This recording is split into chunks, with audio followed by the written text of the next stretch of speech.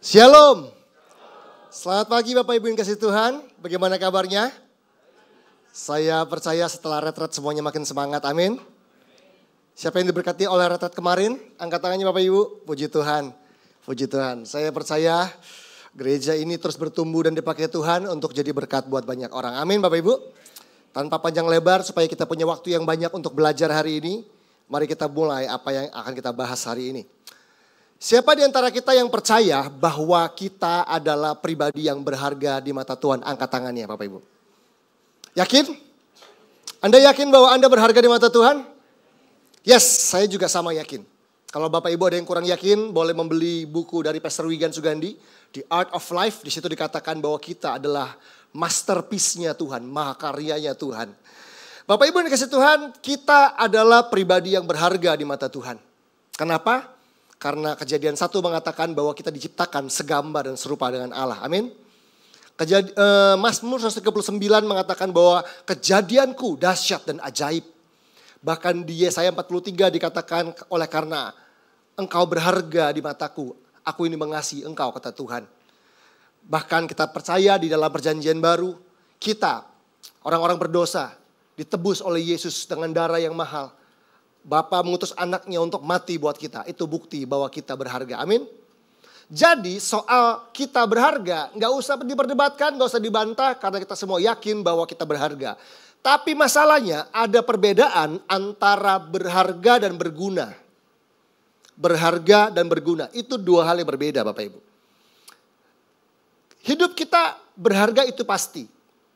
Tapi pertanyaannya adalah apakah hidup kita berguna bagi Tuhan? Itu pertanyaannya. Saya beri contoh, misalnya saya diberikan hadiah, misalnya Bapak Ibu. Ada seorang yang mungkin terberkati lalu bilang, Pastor Ferry saya mau kasih hadiah, iPhone terbaru misalnya. Nih iPhone terbaru. Terus saya bilang terima kasih ya karena saya menghargai pemberian kamu, pemberian Anda saya akan simpan iPhone-nya. Jadi pulang saya simpan iPhone-nya Bapak Ibu, saya taruh di lemari saya, lemari baju saya nggak pernah buka. Sidik jari saya juga gak ada di iPhone-nya. Saya gak pernah colok kartu, gak pernah ada scratch sedikit pun. Sampai 3 tahun ke depan. Sampai 3 tahun. Setelah 3 tahun saya ketemu teman saya lagi ceritanya. Dan dia tanya, Pastor mana iPhone-nya? Gak dipakai? Atau udah rusak? Oh tenang masih ada. Masih ada di kotaknya, masih di dalam kotaknya utuh.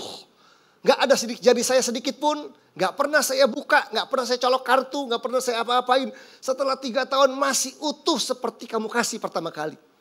Bapak Ibu dikasih Tuhan setelah 3 tahun, iPhone-nya berharga gak? Masih ada harganya gak? Masih, walaupun mungkin berkurang karena harganya turun karena sudah lama.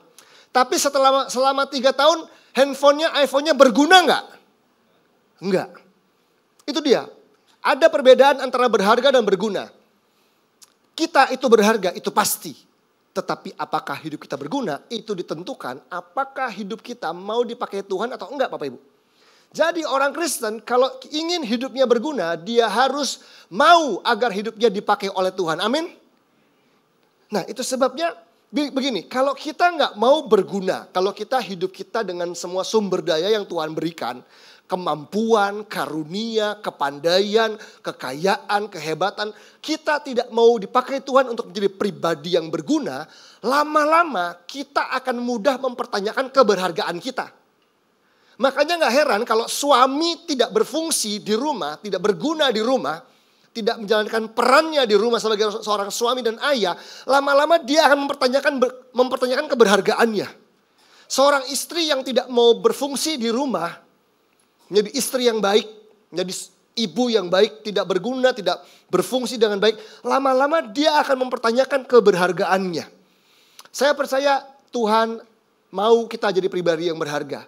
Dan dia juga mau kita jadi pribadi yang berguna. Itu sebabnya Bapak Ibu, saya yakin setiap orang percaya yang sudah mengalami penebusan dalam Kristus harus melayani Tuhan. Katakan amin. Kurang yakin kayaknya. Saya percaya orang-orang Kristen yang sudah mengalami penebusan Yesus harusnya melayani Tuhan. Katakan amin Bapak Ibu. Memang pelayanan itu gak harus ada di mimbar sini. Mimpin pujian, menyanyi, main musik dan sebagainya. Itu sebabnya hari ini saya ingin memperkenalkan sebuah pelayanan yang saya yakin semua orang bisa. Masih muda bisa, orang tua bisa, kalaupun hari ini ekonomi kita terbatas juga masih bisa. Intinya semua orang bisa melakukannya tanpa pandang bulu, tanpa perlu karunia khusus. Semua orang bisa mengerjakannya dan bisa melakukannya. Nah, hari ini izinkan saya memperkenalkan pelayanan ini karena kalau saya pergi ke gereja-gereja kadang-kadang suka ada orang Kristen yang bilang, Pak Pendeta, saya belum pelayanan, saya nggak punya pelayanan. Saya pikir itu adalah mindset yang keliru. Saya percaya bahwa ketika kita bicara soal pelayanan, Bapak Ibu yang kasih Tuhan, pelayanan atau melayani Tuhan berbicara tentang melakukan kehendak Tuhan. Betul nggak? Esensi pelayanan, esensi melayani adalah melakukan kehendak Tuhan. Jadi ada orang mimpin pujian atau nyanyi di depan sini, kalau hidupnya tidak melakukan kehendak Allah, sebetulnya dia sedang tidak melayani Allah. Esensi dari pelayanan adalah melakukan kehendak Allah, apapun itu. Sama seperti kita pergi ke restoran. Kita duduk, kita lihat menu, lalu kita pesan makanan sama pelayannya, sama waitersnya. Kita bilang, saya minta chicken cordon bleu dong, 1 misalnya begitu ya Bapak Ibu. Sama teh manis anget 1. Oke, dia catat, dia pergi. Dia balik bawa spaghetti. Dan bukan teh manis anget, dia bawanya es kelapa. Kita kan komplain, kita bilang, loh saya gak pesan ini. Yang saya mau adalah chicken cordon bleu dan teh anget. Tapi kan itu yang Anda mau, saya mau kan begini. Bapak Ibu gak bisa, yang namanya pelayan itu tidak mengerjakan kehendaknya sendiri. Yang namanya pelayan, melayani itu mengerjakan kehendaknya orang lain. Dan kalau kita melayani Tuhan, kita mengerjakan kehendak Tuhan. Amin Bapak Ibu. Itu sebabnya kita tahu di rumah kita tugas ART, Bapak Ibu punya ART di rumah, asisten rumah tangga, pembantu rumah tangga. Tugasnya apa? Bukan ngepel, bukan nyapu, bukan kuras kamar mandi. Tugas ART adalah melakukan yang disuruh tuannya. Kan begitu kan? Jadi kalau tuannya suruh kuras kamar mandi, dia bersihin kamar, kan gak taat namanya. Makanya ART kalau nggak ada tugas, nggak ada komando, kadang-kadang main badminton di depan rumah, begitu kan? Karena nggak dapat komando.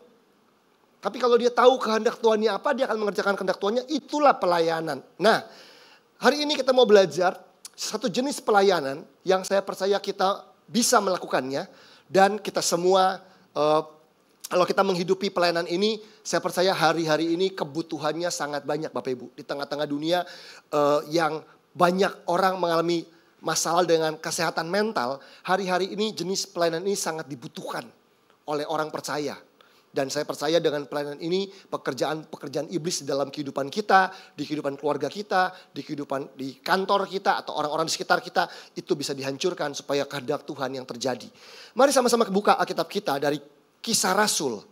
Kisah Rasul pasal 11 ayat 23 sampai 24, Bapak Ibu.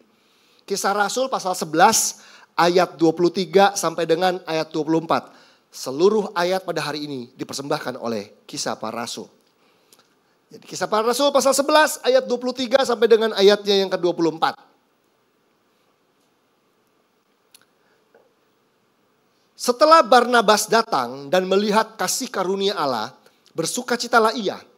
Ia menasihati mereka supaya mereka semua tetap setia kepada Tuhan. Karena Barnabas adalah orang baik, penuh dengan Roh Kudus dan iman. Sejumlah orang dibawa kepada Tuhan. Bapak Ibu kasih Tuhan, hari ini kita mau belajar dari kehidupan Barnabas. Dikatakan Barnabas adalah orang yang ketika dia datang dan melihat kasih karunia Allah dalam sebuah komunitas orang percaya, dia bersuka cita dan ia menasihati supaya semua orang percaya tetap setia kepada Tuhan. Dan dikatakan karena Barnabas adalah orang baik, dia orang baik dan dia penuh dengan Roh Kudus dan iman. Sejumlah orang dibawa kepada Tuhan. Buat orang-orang karismatik dan Pentakosta biasanya mempercayai bahwa orang yang penuh Roh Kudus tandanya adalah berbahasa roh. Tapi saya percaya dari ayat ini salah satu bukti dan tanda orang penuh dengan Roh Kudus, sejumlah orang dibawa kepada Tuhan. Saudara kita, kakak kita, sahabat kita yang belum kenal Tuhan harusnya bisa dibawa sama Tuhan kalau kita penuh dengan Roh Kudus. Amin Bapak Ibu. Nah, gimana caranya? Nah, hari ini kita mau membahas tentang satu pelayanan, yaitu pelayanan dari Barnabas ini, Bapak Ibu yang kasih Tuhan. Pelayanan ini sangat diperlukan karena hasil dari pelayanan ini adalah sejumlah orang dibawa kepada Tuhan. Saya percaya Meskipun kita punya masalah, saya yakin Bapak Ibu yang datang di sini sebagian besar punya masalah kehidupan dengan pergumulannya masing-masing. Tetapi jangan izinkan masalah yang Anda hadapi membuat Anda dilumpuhkan dan tidak mengerjakan kehendak Allah. Amin.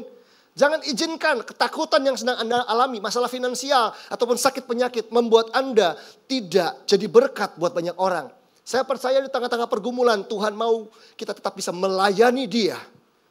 Untuk membuktikan bahwa Tuhan di dalam kita begitu dahsyat dan begitu hebat, begitu luar biasa. Dalam segala kelemahan kita, kita adalah bejana tanah liat. Supaya nyata bahwa kekuatan yang berlimpah-limpah itu berasal daripada Allah. Nah, hari ini coba kita lihat seperti apakah pelayanan Barnabas yang saya meyakini kita semua bisa menghidupinya Bapak Ibu. Kita bisa mempelajarinya dan kita bisa melayani Tuhan dengan atau seperti Barnabas ini. Coba kita lihat ayat berikutnya dari Kisah Rasul 4. Kisah Rasul 4 ayat 36 sampai ayat yang ke-37. Kisah Rasul pasal yang keempat ayat yang ke-36 sampai dengan ayat yang ke-37. Hari ini mudah-mudahan Bapak Ibu yang selama ini punya kerinduan untuk melayani Tuhan. Lalu bilang saya kayaknya nggak lolos audisi kalau nyanyi deh kayaknya.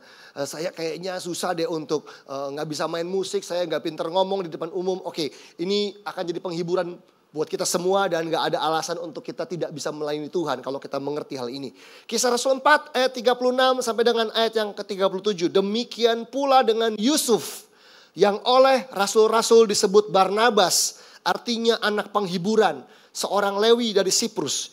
Ia menjual ladang miliknya lalu membawa uangnya itu dan meletakkannya di depan kaki rasul-rasul. Bapak Ibu dikasih Tuhan, coba kita lihat dari ayat ini, dari nama-nama yang muncul di ayat ini. Kita ingin mendapatkan gambaran seperti apakah pelayanannya Barnabas yang kita bisa adopsi, yang kita bisa coba hidupi dalam hidup kita. Sebuah pelayanan yang simple, yang semua orang bisa lakukan, tanpa perlu karunia khusus atau tanpa perlu bakat yang spesial. Di sini ada dua nama, Yusuf dan Barnabas. Yusuf dan Barnabas ini bukan dua orang Bapak Ibu. Ini satu orang yang sama. Satu pribadi yang sama punya dua nama. Namanya Yusuf dijuluki Barnabas. Coba kita lihat dari kedua nama itu. Yang pertama nama Yusuf. Bapak Ibu kasih Tuhan, arti dari nama Yusuf. Yusuf, Yosef, Joseph, Ucup begitu ya, kurang lebih mirip-mirip begitu ya. Itu dalam bahasa Alkitab, dalam bahasa Ibrani terutama begitu ya. Itu dikatakan artinya adalah Yehova mengerjakan penambahan. Yehova memberikan atau Yehova mendatangkan penambahan. Nah, arti nama Yusuf adalah Tuhan atau Yehova mendatangkan penambahan. Bukan hanya ke dalam hidupnya, tetapi Tuhan mendatangkan penambahan ke hidup orang lain melalui si Yusuf atau Barnabas ini. Saya percaya Bapak Ibu kasih Tuhan, Tuhan adalah Tuhan yang rindu untuk mengerjakan penambahan di hidup kita. Amin. Penambahan yang baik. Saya percaya Bapak Ibu, Tuhan rindu untuk menambahkan sukacita di hidup kita. Menambahkan berkat dalam hidup kita. Menambahkan kekuatan di hidup kita. Menambahkan iman dalam hidup kita. Tetapi gak berhenti di situ. Tuhan mau pakai hidup kita untuk mendatangkan penambahan di hidup orang lain. Waktu kita ketemu orang lain, kita mengasihi orang lain, orang jadi ditambahkan sukacitanya karena kita. Orang ditambahkan kekuatannya karena kita. Orang jadi pengen berdoa karena ketemu kita. Orang jadi pengen ke gereja karena kita. Intinya adalah Yehova mendatangkan penambahan. Itu yang tergambar dari pelayanan atau hidup dari seorang Barnabas. Nama berikutnya adalah nama Barnabas. Di dalam Alkitab yang kita baca dalam bahasa Indonesia dikatakan anak penghiburan. Anak penghiburan. Dalam terjemahan bahasa Inggris dikatakan the son of encouragement. The son of encouragement. Kata encouragement Bapak Ibu. Encourage. Itu punya pengertian memotivasi. Encouragement itu artinya memotivasi. Menjadi pembangkit semangat. Pembangkit semangat. Menjadi pemberi dorongan. Menjadi penyuntik kekuatan. Jadi arti nama Barnabas artinya the son of encouragement. Kenapa dijuluki ini oleh rasul-rasul? Karena para rasul sepertinya melihat bahwa dari hidup si Yusuf ini, si Barnabas ini, hidupnya selalu membangkitkan semangat orang lain, memberi dorongan dalam hidup orang lain, memberi kekuatan dalam hidup orang lain.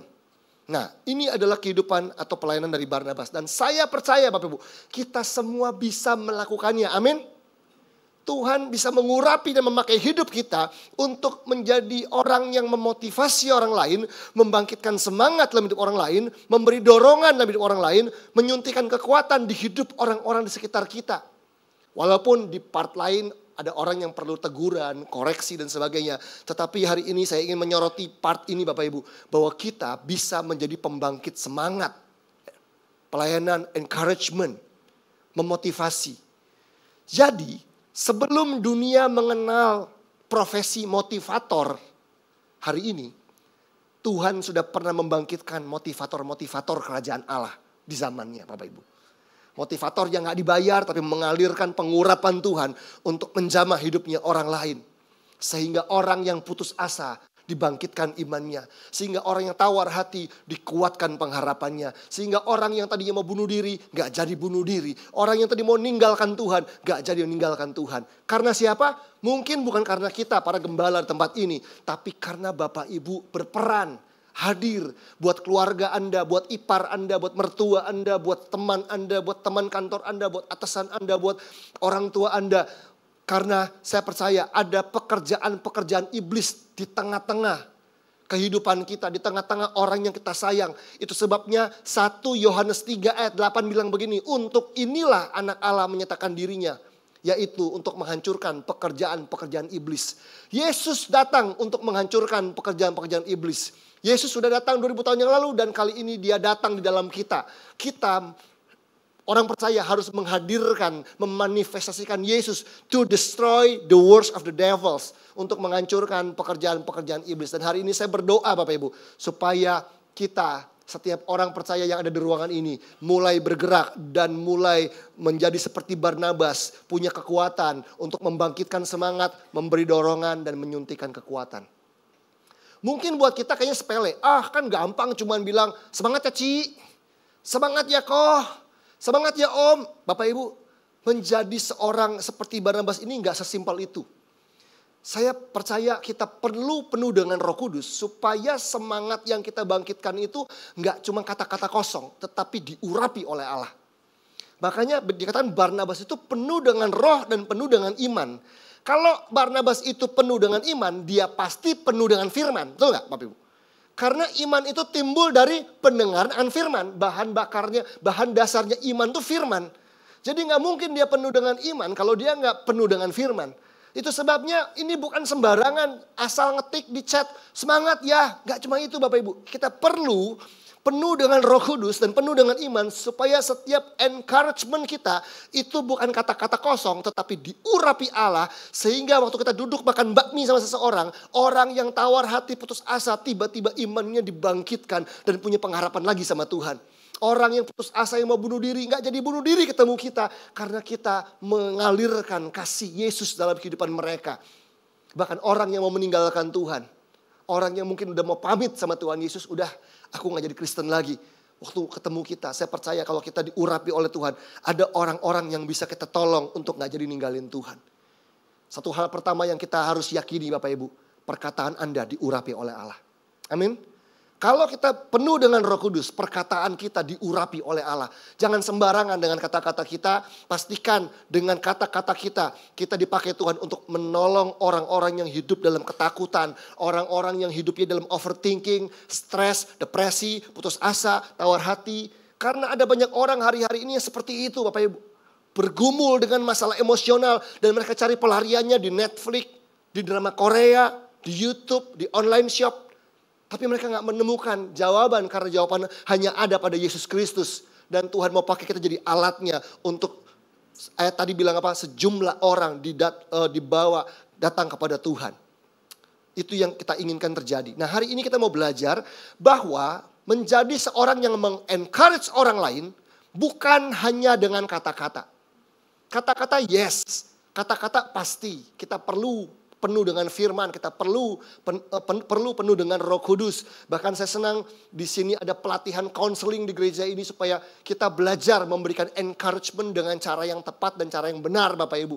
Tanpa menjadi orang yang mungkin menghakimi atau dengan kalimat yang salah, kita menjadi orang yang toxic positivity dan sebagainya. Saya percaya encouragement kita bisa mengalir dari kepenuhan Roh Kudus di dalam kehidupan kita. Tetapi ternyata mengencourage orang lain, membangkitkan semangat orang lain, mendorong orang lain. Itu gak cuma dengan kata-kata. Nah, ada 3 bentuk encouragement lainnya yang dilakukan oleh Barnabas yang kita juga bisa lakukan. Coba kita pelajari. Ada 3 bentuk lain, bentuk encouragement, bentuk dorongan semangat selain kata-kata Bapak Ibu. Ada 3 bentuk lain. Yang pertama dulu, itu ada di ayat tadi. Di Kisah Rasul 4 ayat 36 sampai 37. Kisah Rasul 4 ayat 36 sampai 37 dikatakan demikian pula dengan Yusuf yang oleh rasul-rasul disebut Barnabas, artinya anak penghiburan, seorang Lewi dari Siprus. Ia menjual ladang miliknya lalu membawa uangnya itu dan meletakkannya di depan kaki rasul-rasul.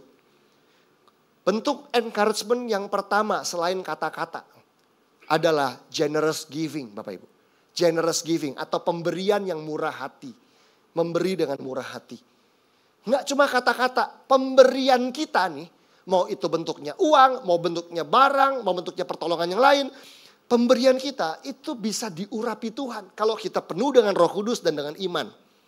Satu bentuk pemberian kita jika tepat digunakan itu bisa mengencourage orang lain sehingga imannya bangkit, kekuatannya bangkit, dia keluar dari tawar hati dan keputusasaan bahkan gak jadi ninggalin Tuhan.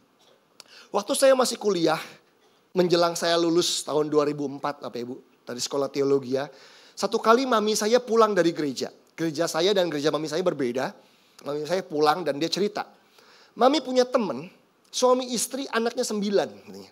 Sekarang ini udah agak jarang Bapak Ibu ya punya ada orang tua anaknya 9 begitu ya. Jadi mami saya punya teman anaknya 9 suami istri di gereja. Pulang dari gereja bukannya sukacita, bukannya happy, murung. Pulang ibadah murung, lesu begitu jalan dari gereja ke arah pinggir jalan mau cari angkot begitu lesuh gitu ya. Suaminya ngedumel. Mami saya tanya, kenapa? Apa yang bikin ngedumel ini kenapa? Mami saya bilang, orangnya bilang, iya biasanya tiap bulan kami dapat bantuan dari gereja berupa sembako. Dapat bantuan diakonia dari gereja karena anaknya 9, orang tuanya kedua suami istri ini pekerjaannya serabutan, anak-anaknya juga ada yang sudah kerja tapi juga serabutan karena sekolahnya nggak tinggi, karena yang atas harus berhenti sekolah supaya adiknya bisa sekolah, jadi berat begitu. Jadi bantuan tiba-tiba dihentikan karena gereja sedang kesulitan finansial. Jadi akhirnya di tengah-tengah setelah ibadah, gembalanya kasih tahu bahwa sorry kami bulan depan nggak bisa bantu lagi. Jadi kita akan stop dulu sementara waktu sampai gereja keuangannya bangkit. Jadi pulang dari gereja, suami istri ini ngedumel gitu ya.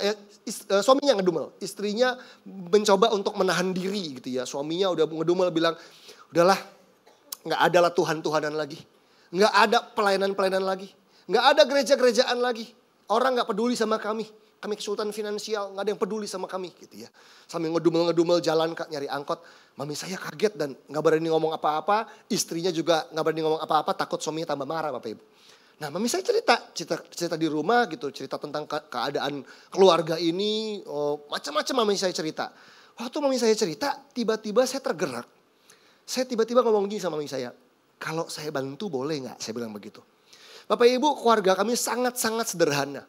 Ya cukup lah gitu, tidak berkelebihan. Tapi saat itu saya ada berkat, ya sedikit berkat dari pelayanan yang saya kerjakan waktu itu di sebuah gereja. Saya simpen dikit-dikit. Saya ya ada uang tabungan dikit-dikit. Mami saya tanya, memangnya kamu ada uang? Ya kalau dikit ada, saya bilang begitu. Saya boleh bantu gak? Saya bilang begitu.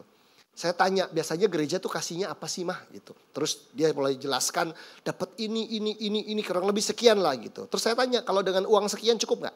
Oh cukup. Mami punya langganan di pasar sebuah toko, nanti mami belikan di situ kalau memang kamu mau bantu gitu. Oke. Bapak Ibu, ini cuma buat gambaran aja ya. Itu tahun 2004. Hari ini tahun 2024 gitu ya. Berarti itu kan berarti 20 tahun lalu. Itu 100.000 dibawa ke pasar beda Bapak Ibu. 20 tahun lalu sama hari ini. Gambarannya kurang lebih begitu kan. Jadi uang saya gak banyak menurut saya. Ya udah saya kasih mami saya, dibilang cukup ya udah. Dan saya bilang begini, Mami, tapi jangan bilang-bilang ya kalau itu dari saya ya gitu. Jangan usah bilang-bilang. Karena simpelnya kalau buat saya takutnya keuangan saya juga terbatas. Takutnya bulan-bulan berikutnya saya gak punya duit. Ya saya gak janji bisa terus. Cuman kalau uangnya ada saya akan bantu terus gitu. Karena saya tergerak. Ya udah, mami saya akhirnya belanjakan sembako terus kirim ke keluarga tersebut. Nah jalan 3 bulan, berarti sudah 3 kali pemberian ya, sudah 3 bulan begitu.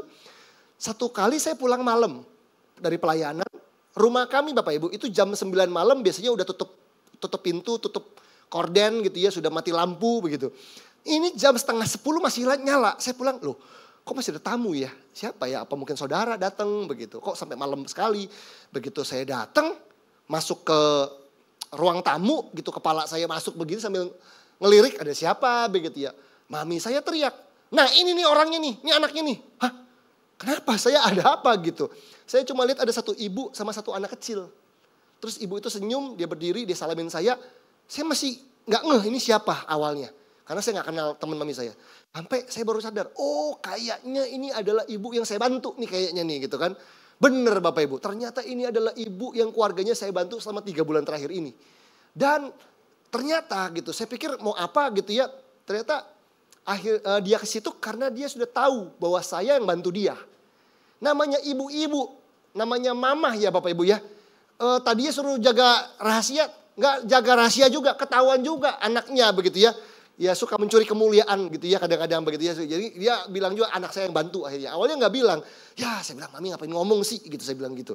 Akhirnya ibunya bilang mas saya mau bilang terima kasih Mas Ferry buat bantuannya selama 3 bulan. Kita nggak tahu loh selama ini Mas Ferry yang bantu. Kita tanya sama mami kirain mami yang bantu. Dia bilang bukan ada orang yang digerakin Tuhan. Sampai akhirnya mami bilang kemarin bahwa Mas Ferry yang bantu selama ini. Saya kesini mau bilang thank you, mau bilang terima kasih mewakili keluarga. Nah saya dengar itu cuma bilang, Bu gak apa-apa. Saya bantunya juga gak seberapa menurut saya ini kan ya kecil lah gak seberapa dibanding kebutuhan keluarganya ibu. Kayaknya buat saya gak, ya ini gak sebanding gak seberapa. Ibunya bilang begini, Mas jangan bilang gak seberapa ya. Saya mau kesaksian, saya mau cerita begitu.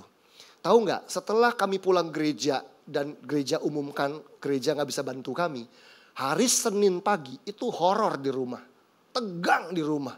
Anak-anak nggak berani keluar kamar karena suami saya udah marah-marah, udah teriak-teriak, udah ngedumel-ngedumel, udah bersungut-sungut. Nggak ada gereja-gerejain lagi ya, nggak ada yang ikut ibadah lagi ya, youth dan sebagainya ya. Gereja nggak peduli sama kita, Tuhan nggak peduli sama kita, nggak ada Tuhan-Tuhanan, nggak ada pelayan-pelayanan gitu. Nggak ada gereja-gerejaan, anak-anak diem semua. Karena ngebayangin setelah ini sulit. Mau makan sebulan ini bakal sulit gitu ya. Mereka mungkin harus cari utangan lah dan sebagainya. Mungkin utang juga masih ada gitu. Masih banyak utang yang belum lunas. Jadi semua tegang termasuk istrinya juga tegang begitu. Tiba-tiba ada orang datang permisi. Ternyata mami saya datang. Bawa makanan, bawa sembako itu. Loh ibunya tanya, Ci gereja berubah pikiran? Jadi ngasih? Oh enggak ini bukan dari gereja. Ada orang tergerak untuk kasih ini buat keluarga ini. Dari Inci ya? Bukan. Dari orang, pokoknya ada orang tergerak. Saya cuma disuruh nyampein aja katanya begitu. Dan waktu suami saya keluar lihat sembako segitu banyak ada di rumah kami. Saat dia bersungut-sungut. Tiba-tiba kami nangis. Suami saya nangis. Dan hari itu suami saya gak jadi tinggalin Tuhan. Karena melihat bahwa Tuhan gak pernah tinggalin keluarga kita. Dan dia bilang, Mas Ferry jangan pernah bilang apa yang Anda kerjakan itu biasa saja. Itu gak seberapa. Itu besar buat kami. Karena suami saya hampir aja ninggalin Yesus. Tapi karena apa yang dikerjakan hari itu gak jadi ninggalin Yesus. Mata saya merah. Tepuk tangan Bapak Ibu buat Tuhan Yesus.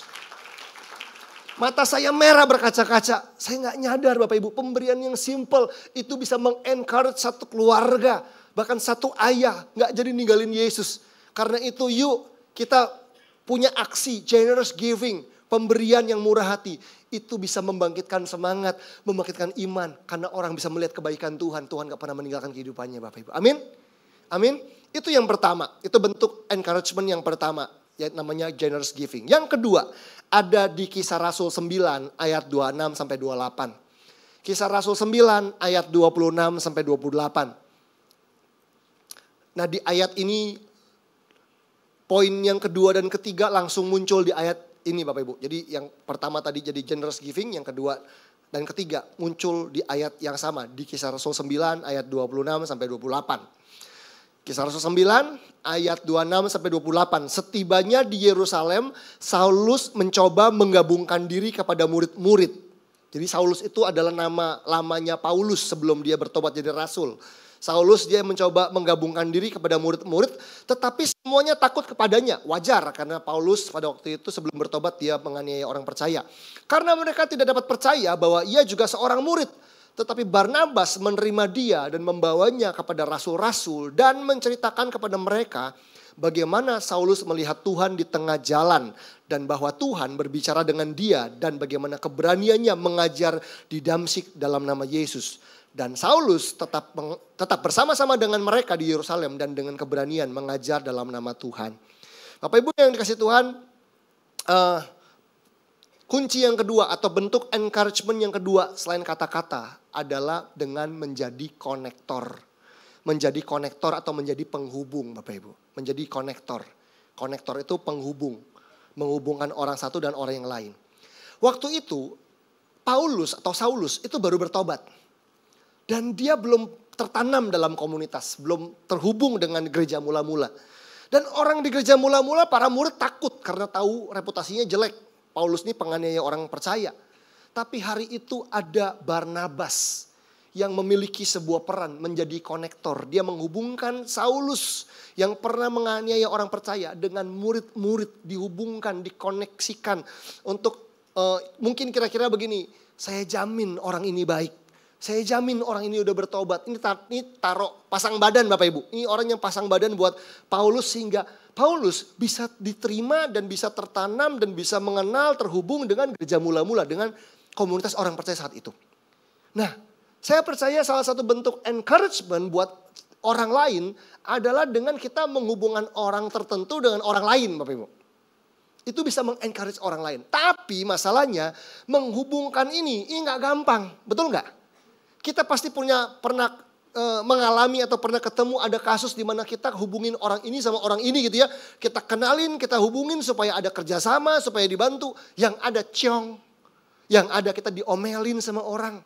Ada orang kadang-kadang bilang, Pastor, tahu nggak orang butuh karyawan? Saya butuh kerjaan. Kadang-kadang ada orang suka datang begitu kan. Orang lainnya bilang, Pastor, ada orang yang butuh kerja nggak di gereja? Kita butuh karyawan. Nah ini satu butuh kerjaan, satu butuh karyawan. Kita kenalin, maksudnya baik. Yang terjadi kadang-kadang, yang satu komplain, ternyata atasannya begini. Atau yang kebalikannya, ternyata yang kerja, aduh madol terus, bolos terus, dan sebagainya. Aduh, kita kena omel Bapak Ibu gitu ya. Maksudnya baik. Tapi kan bukan berarti kita diem aja. Bukan berarti kita nggak menjadi konektor. Karena itu perlu kepedulian. Kita perlu jadi orang yang peduli. Makanya gak asal jodoh-jodohkan begitu aja. Kita perlu cari tahu orang ini seperti apa ya karakternya. Kompetensinya. Kira-kira cocok gak? Sesuai gak? Informasi apa yang perlu saya beritahu kepada orang yang pihak yang lainnya. Supaya dia tahu orang ini seperti apa. Gak semudah itu. Kita perlu hikmat Allah. Kita perlu tuntunan Roh Kudus untuk menjadi konektor. Karena kalau ini di-connect dengan betul Bapak Ibu, yang terjadi adalah terobosan. Yang terjadi adalah perubahan hidup. Yang terjadi orang-orang yang tadinya susah jadi kuat. Orang-orang yang tadinya susah jadi diberkati. Saya punya pengalaman, saya punya anak rohani, kenal dia tahun-tahun 2006 Bapak Ibu. Memasuki tahun 2007 dia cerita sama saya bahwa dia sudah lulus kuliah. Dia sudah lulus kuliah sarjana ekonomi begitu, terus dia kerja jadi sales gitu Bapak Ibu ya. Jadi sales elektronik, jual AC, jual TV, jual kulkas dan sebagainya. Keuntungannya oke, bonus-bonusnya oke karena dia juga bagus dalam bekerja. Tapi dia bilang, tapi kok ini tidak sesuai dengan kerinduan dia terdalam. Dia masih punya kerinduan lain yang dia ingin lakukan dalam hidupnya. Saya tanya, apa kerinduanmu? Kerinduan saya adalah saya ingin jadi koki gitu ya. Jadi chef Bapak Ibu. Itu belum zamannya Master Chef kalau nggak salah ya. Tapi dia bilang saya ingin jadi koki dan saya ingin belajar masak di Amerika. Saya pikir belajar masak ngapain jauh-jauh. Di Mangga Besar tuh banyak encek-encek jago masak begitu ya. Oh ini beda Pastor dia bilang gitu. Ini beda bro. Ini belajar masaknya buat di hotel, buat di restoran. Jadi harus ada skillnya, ada perhitungannya dan sebagainya. Saya nggak ngerti Bapak Ibu. Saya ngertinya masak Indomie doang gitu ya. Atau masak, ya buat saya masak tuh kayaknya gampang begitu. Enggak, ini ada sekolahnya sampai sekolah di Amerika. Ya ampun sekolah masak apa di Amerika gitu. Ya udah kita doa. Ya udah coba aja apply begitu ya. Dia punya tabungan, dia coba untuk daftar. Dia dia coba daftar sekolah di situ. uang pendaftarannya, terus dia belajar. Kalau ke Amerika tuh apa? TOEFL ya gitu ya. Dia belajar ambil les bahasa Inggris gitu ya. Persiapan begitu. Persiapan udah habis uang lumayan banyak, ternyata ditolak dalam nama Yesus Bapak Ibu. Ditolak. Nggak lulus, nggak diterima begitu. Nah di tahun 2007 itu bulan April atau bulan Maret, kita lagi menjelang Jumat Agung. Nah kita dulu gereja anak-anak muda begitu, lagi fellowship barbekyuan gitu ya. Merayakan Jumat Agung. Dengan barbekyuan, bakar-bakar daging, kita ngumpul di rumah satu teman kita di Kelapa Gading. Sambil bakar-bakaran, teman saya ini, anak roni saya ini ngajakin ngobrol berdua. Karena dia gak mau orang lain denger, diajak yuk kok jalan sebentar yuk, kita jalan di kompleks gitu ya. Jalan kaki, dan dia cerita bagaimana momen ketika dia ditolak dan tidak diterima di sekolah itu, di sekolah masak. Itu bikin dia down, terpukul. Karena udah habis uang banyak, udah cerita ke banyak orang, gak jadi, harapannya pupus. Jadi dia kehilangan semangat, sempat tawar hati, jadi dia curhat, ngedumel macam-macam, aduh kok gini ya dan sebagainya. Padahal udah doa, udah persiapan, begini gak jadi, apa dia. Sampai kita berhenti di lapangan tenis Bapak Ibu. Di komplek itu ada lapangan tenis, kita gak main tenis, cuma duduk aja di pinggir bangku begitu, ngobrol-ngobrol. Cuman menghibur yang sedih aja begitu, mengencourage yang sedih gitu. Dia mulai cerita macam-macam, terus saya doa, Tuhan saya harus kasih jawaban apa ya, nasihat apa ya. Masa cuman semangat bro gitu doang, apa ya gitu. Saya sambil doa, sambil dengerin dia, tiba-tiba muncul ide. Saya percaya dari Tuhan, saya mulai bilang begini sama dia. Kamu gak kepikiran nyoba tempat lain selain Amerika? Enggak, kenapa? Karena Amerika itu ada teman saya. Di kota itu tuh ada teman saya bisa datang numpang, nanya-nanya. Saya gak pernah tinggal di Amerika soalnya, dia bilang begitu. Makanya saya berani ke sana. Tapi gak diterima. Emangnya kenapa? Saya bilang kenapa kamu gak coba tempat lain, negara lain, kota lain. Apa contohnya dia bilang begitu? Sydney, Australia, saya bilang begitu. Loh, saya gak berani. Dia bilang gak punya teman. Saya punya teman. Saya ingat ada Pastor Wigan di situ. Nah, ini cerita ini bisa divalidasi Bapak Ibu. Ini kisahnya tentang kami berdua nih ya gitu. Saya Pastor Wigan dari tahun 2006 atau 2005 sudah di Australia ambil S2 gitu. Kan kami teman satu kampus, S1-nya dulu. S2 di situ. Saya bilang saya punya teman, punya sahabat di Sydney gitu ya. Kalau coba kamu cari tahu dulu, ada gak sekolah masak yang bagus di Australia, di Sydney. Kamu cari di internet, kamu doa. Kalau nemu, yaudah kamu cocok, daftar. Kita doa lagi tuh, di pinggir lapangan tenis kita doa. Wah, saya doain dia cari, nemu, oke, ada nih bagus nih, ya udah apply, daftar. Masalahnya uang tinggal dikit, dia bilang begitu. Ya daftar dulu aja, daftar dan diterima Bapak Ibu, diterima. Dia bilang, wah puji Tuhan diterima nih gitu kan. Gimana, berangkat nggak? Masalahnya duit tinggal dikit katanya. Ini duit tinggal habis, udah banyak kepake. Jadi kayaknya kalau datang ke sana buat kuliah kan berarti harus sewa tempat tinggal. Buat makan hari-hari, kan belum langsung bisa kerja kan. Jadi gak cukup kayaknya, gimana ya? Dia tanya mamanya bilang lu jangan pergi lu cari mati gitu ya.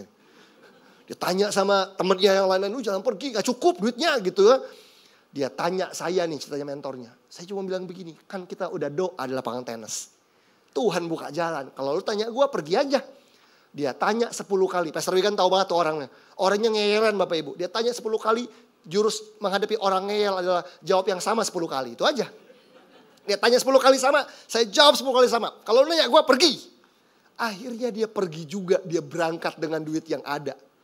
Dia terbang ke Australia. Saya ingat kurang lebih mungkin semingguan setelah dia sampai, salah satu pastor di tempatnya Pastor Wigan konteksnya bilang, temen anak rohani lu mau bunuh diri ya. Gak bawa duit dia. Makanya kita titipin kalian gitu ya. Tolonglah bantu dia lah gitu ya. Karena dia anaknya sebenarnya gak males gitu. Akhirnya Pastor Wigan bantu kami untuk mengembalakan anak ini gitu ya. Ya mungkin gak tahu dibantuin cari kerja lah, tinggal lah apa segala macam. Kami connect, dihubungkan begitu. Itu tahun 2007 Bapak Ibu, 2007 akhir. 2008 Pastor Wigan undang saya khotbah di Australia. Pertama kali. Saya datang ke 2008 ke Australia, itu anak sampai minta sekamar. Retret sama saya, minta sekamar dong sama pembicara tamu. Karena ini mentor gue, ribet pokoknya tuh. Dia datang curhat, minta didoain, nitip sepatu, nitip shampoo. Kayak gak ada shampoo sama sepatu aja di Australia. Karena gak punya duit. Saya beliin sepatu, saya beliin shampoo, nih gak usah ganti nih gue beliin pokoknya. Susah, doain dia, disemangatin. Pokoknya serius ya gitu, 2008. 2012, saya diundang lagi khotbah di Australia. Kali ini anaknya udah lulus. pindah ke Melbourne.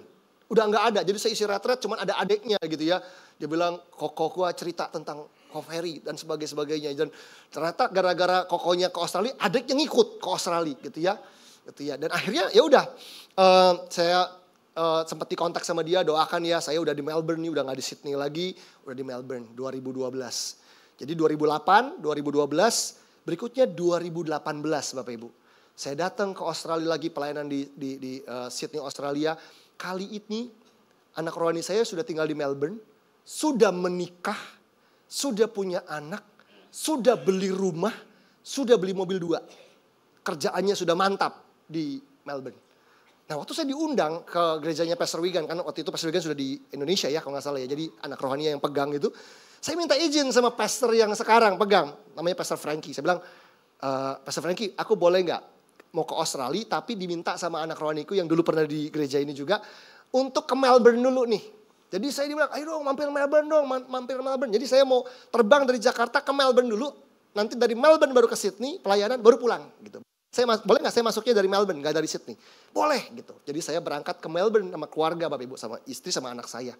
Kami mendarat pagi-pagi, dijemput sama anak rohani saya, pakai mobil dijemput, koper-koper dimasukin, langsung dia masuk di mobil, pegang setir, dia bilang begini, Pastor Ferry Felani, welcome to Melbourne. Saya cuma mau bilang bahwa selama kamu di sini, uangmu nggak laku di sini.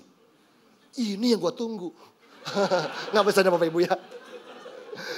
Nggak, saya bilang begini, saya juga bawa duit, saya bilang begitu, nyantai aja. Oh enggak, it's okay, saya bayar semua. Kamu di sini mau makan apa, saya bayarin semua. Nggak apa-apa, saya bawa duit. Enggak, dia bilang, kenapa saya mau bayarin? Karena kalau kamu nggak suruh saya berangkat tahun 2007, hidup saya nggak berubah sekarang.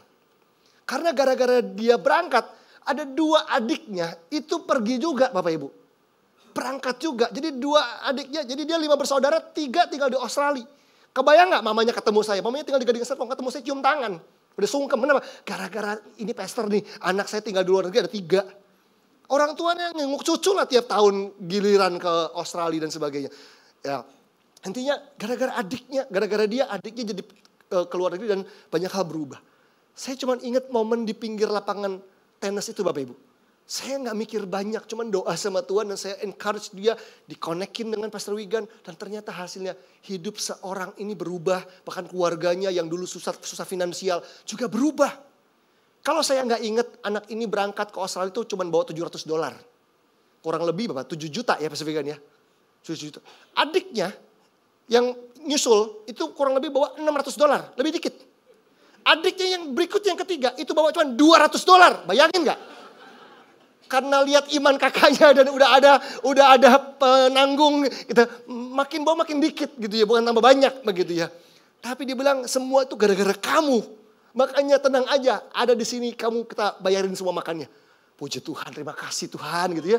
Kita nggak pernah menyangka bahwa apa yang kita kerjakan kayaknya simple, encourage orang, tapi dampaknya besar Bapak Ibu. Bahkan kemarin tahun ini beberapa bulan yang lalu saya masih mampir ke Melbourne lagi untuk yang keempat kalinya dan saya lihat bagaimana adik-adiknya juga makin diberkati Tuhan.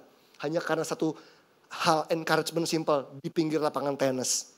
Itu yang kedua. Jenis yang kedua adalah menjadi konektor. Saya berdoa di sini ada para konektor. Amin Bapak Ibu. Tapi hati-hati ya gitu ya. Jangan salah konekin, jangan salah menjodohkan gitu ya. Yang ketiga, bentuk encouragement yang ketiga selain menjadi konektor adalah walk together. Berjalan bersama, walk together. Hari itu Saulus dimusuhi semua orang. Gak dipercaya banyak orang. Dia baru bertobat. Barnabas adalah orang yang walk together. Berjalan bersama. Menemani prosesnya Saulus. Prosesnya Paulus. Bapak Ibu yang dikasih Tuhan, saya percaya Anda ada di tempat ini hari ini. Karena pernah ada orang yang dipakai Tuhan untuk menemani Anda, bukan? Di tengah-tengah pergumulan, di tengah-tengah titik terendah, di tengah-tengah kebangkrutan, di tengah-tengah masalah rumah tangga. Coba ingat lagi. Pasti ada paling gak satu orang yang Tuhan taruh di hidup Anda untuk menemani Anda. Orang-orang yang walk together dalam hidup Anda. Sama dengan saya. Hari ini saya ada di sini melayani Tuhan. Itu karena ada orang-orang yang Tuhan taruh di hidup saya untuk walk together dengan saya Bapak Ibu. Yang pertama itu istri saya. Istri saya namanya Fania. Dia orang yang pinter, dia adalah saya adalah pacar pertama dan terakhirnya. Jadi dia gak pernah punya pacar sebelumnya. Cantik, pinter, Dia kerja jadi manajer bank. Sampai kami menikah punya anak. Dan dia putuskan untuk resign. Dia tinggalkan karir dia. Untuk besarkan anak. Untuk temani saya melayani Tuhan. Jadi waktu anak saya lahir. Sebulan kemudian kita penyerahan anak di gereja. Dan langsung umur sebulan kita bawa keliling Bapak Ibu. Kalau saya khotbah kemana-mana nih. Hari Minggu tuh ya dari ruko pindah ke mall. Itu istri saya ikut bawa bayi. Itu yang namanya kita nggak punya babysitter, kita nggak punya ART. Jadi saya, istri saya dan anak dan bayi kami itu buka bagasi, keluarin stroller, taruh bayinya, angkat lagi, susuin, ganti pampers. Itu dari mall sini, pindah mall situ, pindah ruko sini gitu ya. Itu begitu pulang pelayanan satu hari Minggu Bapak Ibu, itu patah-patah tulang kayaknya semuanya. Capek banget gitu ya, yang namanya ngurusin bayi. Tapi istri saya tinggalin semuanya untuk support saya. Itu bulan November 2015. November 2015 dia resign. Dan Januari 2016 gereja kami ngalamin goncangan besar. Gereja yang saya gembalakan mengalami goncangan besar sehingga ada orang-orang penting keluar dari situ. Ada banyak hal terjadi di situ sampai keuangan gereja kami juga babak belur saat itu. Tadinya istri saya terima gaji gede banget karena dia manajer bank. Nah, kali ini dia sudah resign dari bulan November. Dan kali ini suaminya terancam gak gajian sebagai gembala. Saya datang bilang sama istri saya, sayang kayaknya bulan depan saya gak gajian. Bilang gitu. Waduh, kalau satu kerja satu enggak punya uang masih oke. Ini dua-duanya gak ada penghasilan gimana ceritanya. Ya udah akhirnya kami berdoa. Hari itu terjadi banyak hal yang kekacauan terjadi di situ. Saat itu Bapak Ibu ya, saya masih bingung dengan apa yang terjadi. Dan bingung gitu, mana orang yang teman mana lawan, kira-kira begitu ya bahasanya ya. Saya bingung kira-kira ini gimana ya, apa yang terjadi ini gimana ke depannya dan sebagainya. Saya berdoa sama Tuhan, saya nangis sama Tuhan. Mertua saya datang dari luar kota, datang temuin kami, dia tanya kamu gak mau gembalain di luar kota? Ada kota yang nunggu kamu, ada gereja di satu kota nungguin kamu, jemaatnya ribuan. Kalau kamu mau kamu diangkut ke situ, tinggal diangkat langsung gembalain, jemaat ribuan. Saya bingung, saya terdiam, saya doa sama Tuhan. Saya ngerti mertua saya punya maksud baik. Dia gak ingin lihat anaknya menderita. Punya cucu lagi gitu ya. Saya cuma bilang begini akhirnya di tempat makan di Kelapa Gading. Saya bilang papi mami thank you buat perhatiannya buat kami. Tetapi kalau gereja ini, gereja yang saya gembalakan itu ibarat kapal mau tenggelam. Saya pastikan saya orang terakhir yang lompat. Bukan orang pertama yang kabur. Alkitab bilang bahwa gembala yang baik adalah gembala yang menyerahkan nyawanya buat domba-dombanya. Gereja ini dalam kekacauan, dalam krisis, saya gak mungkin kabur duluan. Saya akan tunggu sampai semua lompat dan tenggelam, saya lompat terakhir. Jadi saya minta maaf kalau saya gak bisa terima tawaran itu. Saya pulang, kita pulang, doa sama istri saya, nangis. Saya ingat istri saya peluk tangan saya, Bapak Ibu, saya lagi malam-malam lagi jalan-jalan sendirian di ruang tengah gitu sambil mikir. Istri saya pegang peluk tangan saya, dia bilang gini, sayang, kalau gereja ini misalnya akhirnya semua orang ninggalin kamu, dan isinya cuma aku sama satu bayi kita nih. Aku akan temenin kamu start dari nol. Dari semua perkataan istri saya ini paling romantis Bapak Ibu. Perkataan paling romantis terjadi di momen itu. Bukan lagi anniversary. Enggak, waktu dia peluk tangan saya dia bilang kalau kamu gereja ini cuma isinya tinggal 3. Kamu, saya sama bayi kita. Saya temenin kamu start dari nol. Saya nangis. Di situ saya sadar saya punya istri yang luar biasa yang nemenin saya. Untuk walk together. Ternyata saya gak sendirian. Ada kok orang-orang yang ternyata yang tadinya saya bingung. Oh orang-orang ini mau walk together dengan saya. Dan akhirnya saya ditemani untuk membangun kembali. Gak sampai setahun semuanya pulih. Bahkan lebih daripada yang sebelumnya Bapak Ibu. Keuangan dan semuanya bisa bangkit. Melampaui yang kami bayangkan. Tepuk tangan buat Tuhan Yesus Bapak Ibu. Saya berhutang banyak buat orang-orang yang pernah hadir di hidup saya. Mungkin Pastor Wigan adalah salah satunya juga yang orang yang pernah walk together bersama dengan saya. Tapi sebaliknya, kalau ada orang yang pernah walk together sama kita, kan kita juga harus mau walk together dengan orang lain ya Bapak Ibu ya. Kalau ada orang yang nemenin prosesnya kita, kan kita juga harus mau nemenin prosesnya orang lain. Waktu istri saya diproses, saya juga harus mau nemenin dia. Berjalan dalam lembah kelam, nangis bareng dia, peluk dia dan ngertiin dia dan sebagainya. Kadang-kadang saya punya anak-anak rohani yang adalah gembala-gembala muda. Datang cerita, nangis dalam pergumulannya. Saya belajar untuk hadir buat mereka. Anak-anak rohani saya untuk walk together sama-sama mereka. Dia ajak makan di mall, dia cerita, dia nangis gitu ya. Dia nangis, saya ikut nangis Bapak Ibu. Karena sedih, karena ngelihat kebayang hidupnya dia nangis, saya nangis gitu ya. Selesai nangis dia bilang, oh thank you ya. Akhirnya aku ngerti sekarang aku harus buat apa. Saya belum ngomong, saya ikut tangis gitu ya. Tapi dapat pencerahan, nemenin nangis doang dapat pencerahan dianya. Tapi saya percaya Bapak Ibu, itulah pelayanannya Barnabas. Kita perlu hadir untuk mendukung, mensupport orang-orang yang hari ini, yang orang-orang yang kita sayang, yang sedang terluka, yang sedang bangkrut, yang sedang terpuruk. Yuk temani mereka, bangkitkan mereka ke jalan yang benar. Jangan pernah support orang ke jalan yang salah. Kalau jalannya salah suruh U-turn Bapak Ibu. Betul nggak? Kalau kita mau ke Bandung, mobilnya arah tolnya ke arah Merak, kan salah. Jangan semangat ya bro, ngebut, jangan. Nggak nyampe Bandung, nyampenya Lampung Bapak Ibu. Suruh U-turn. Jadi ini adalah sebuah catatan bahwa kalau jalannya salah jangan disupport. Jadi kalau orang katanya begini, kalau kita naik mobil, kita bergerak ke arah yang salah, yang kita perlu bukan injek gas, tambah jauh salahnya. Yang kita perlu adalah cari putar balik, U-turn, putar balik ke jalan yang benar, baru disupport. Karena itu buat jemaat Tuhan di tempat ini, kalau kita salah, ditegur. Jangan bilang gini, kok gue gak disupport? Ya kalau salah gak disupport. Di salah itu dibenerin dulu arahnya, kalau udah arahnya bener baru disupport. Supaya jalannya bener, nyampainya ke tujuan yang benar. Dan saya berdoa, pelayanan ini dibangkitkan Tuhan di tempat ini. Pelayanan ini gak perlu bakat khusus.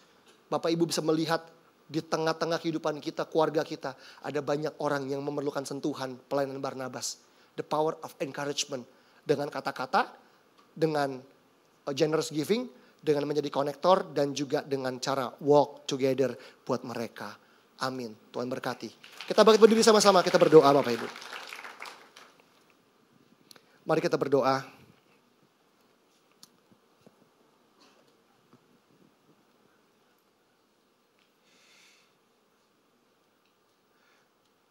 Terima kasih Tuhan buat hari ini.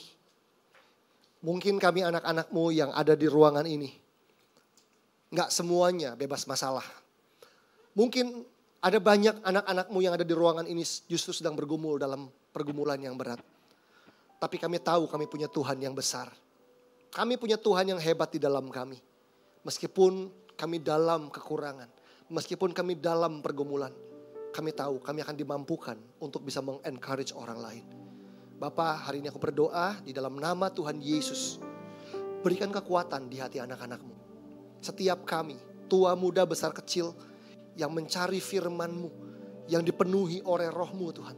Biar Tuhan pakai kami seperti Barnabas yang meng-encourage orang lain. Membangkitkan semangat, menyuntikkan kekuatan, memberikan dorongan buat orang-orang di sekitar kami. Orang-orang yang kami sayang, yang sedang putus asa, tawar hati, mau meninggalkan Tuhan, atau bahkan mau bunuh diri. Aku berdoa Tuhan Yesus, pakai kami semua, dimanapun kami berada. Kami bisa melihat orang-orang yang memerlukan pertolongan, dan kami punya hati Tuhan di hidup kami. Berkati kami semua dengan apa yang ada, dengan apa yang kami miliki. Tuhan berikan hikmat, Tuhan berikan kemampuan. Terima kasih Tuhan. Terima kasih Bapa di surga. Kami gak mau berhenti hanya jadi orang Kristen yang berharga. Kami juga mau jadi pribadi yang berguna. Berguna bagi Tuhan, berguna bagi banyak orang, berguna bagi orang-orang yang membutuhkan. Supaya satu hari kami bisa melihat ada buah-buah dari pelayanan kami, yaitu orang-orang yang hidupnya diubahkan oleh kasih dan kuasa Yesus Kristus. Terima kasih Bapa di surga buat firman-Mu pada siang hari ini. Kami bersyukur karena Engkau begitu baik buat kami dan buat orang-orang di sekitar kami. Terima kasih, di dalam nama Yesus Kristus kami berdoa dan mengucap syukur. Yang percaya sama-sama kita katakan